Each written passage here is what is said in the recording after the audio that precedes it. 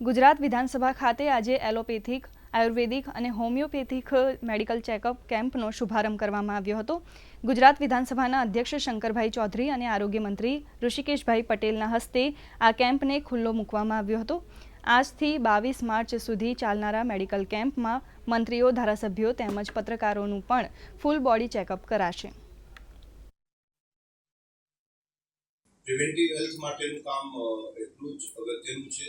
બીમાર પડીએ અને સારવાર લઈએ તેના કરતાં બીમાર જ ન પડીએ તેના માટેની કાળજી લેવી એ રાજ્યના પ્રજાજનો માટે પણ એટલું જરૂરી છે। તો પ્રિવેન્ટિવ હેલ્થનું કામ એ પણ આરોગ્ય ખાતું બહુ સરસ સારી રીતે કરે છે। એ તેમના પીએચસી સેન્ટર હોય ત્યારથી કરી અને નાના સેન્ટર હોય ત્યાં સુધીની જાગૃતતાનું કામ, એમાં જીવનની રહેણી કહેણી, ફૂડ હેબિટ, લિવિંગ હેબિટ, આ બધામાં નાના નાના જો ફેરફાર કરે તો બહુ મોટું પરિણામ મળી શકે।